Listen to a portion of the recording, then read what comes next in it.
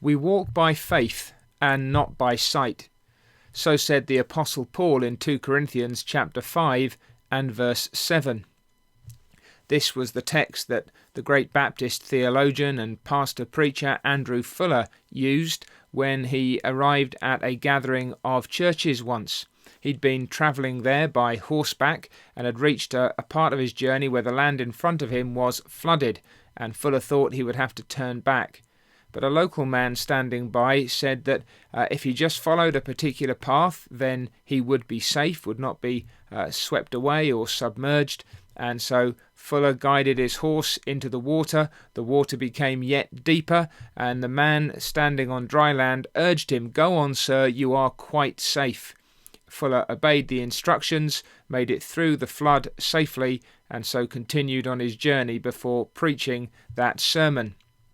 Now, it's a quaint story, a quaint illustration, but it does give us at least some glimpse into what's taking place in this life of faith over sight. It seems that what the apostle is telling us is that we are not governed by the things that are so apparent to the eyes of the flesh, but that we live in the light of what is not yet seen, the light of the glory which is to come for those who know and follow the Lord Jesus Christ. And that's a challenge for most of us, because sight is such a vivid sense. When we see things that make us afraid, when we see things that draw out our affections, see things that perhaps draw our hearts after them, see things that cause us to shudder, those are things which press in upon our consciousness. We are easily governed by the things that we see. And yet we're called here to live not by sight, but rather by faith. We are not simply to make our assessments, our investments, not to make our judgments, not to act simply on the basis of the things that we can see. If we do that, we're going to be governed largely by the fear of man, by the opinions of others, whether or not they applaud us for what we do or they condemn us for it, or applaud us for what we don't and condemn us for that also.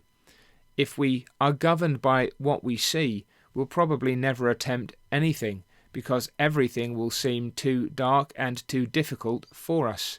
We will be acting out of carnal fear, we will be constrained, we will be hopeless, we'll even be moved perhaps to despair if we're simply governed by sight. But the Christian is governed by faith, and he walks accordingly. That is, he conducts his life in this world on the principle of things that are not seen.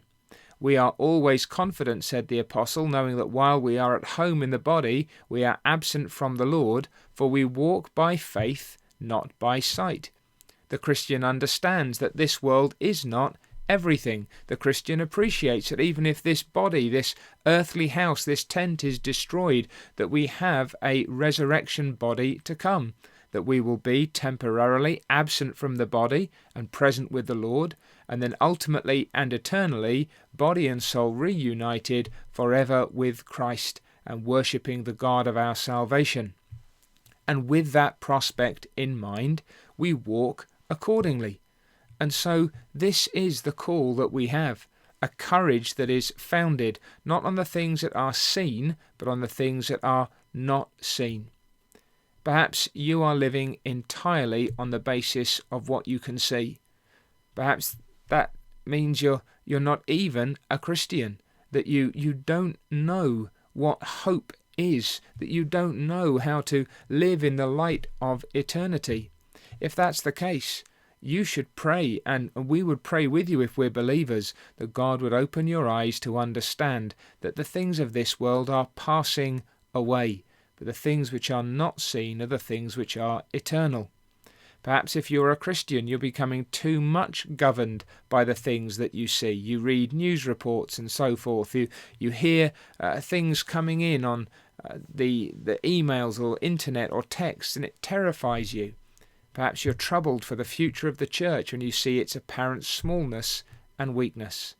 But let us be governed, not by what we see, but by what we know by faith, and in that way live to the praise of the glory of God in all things.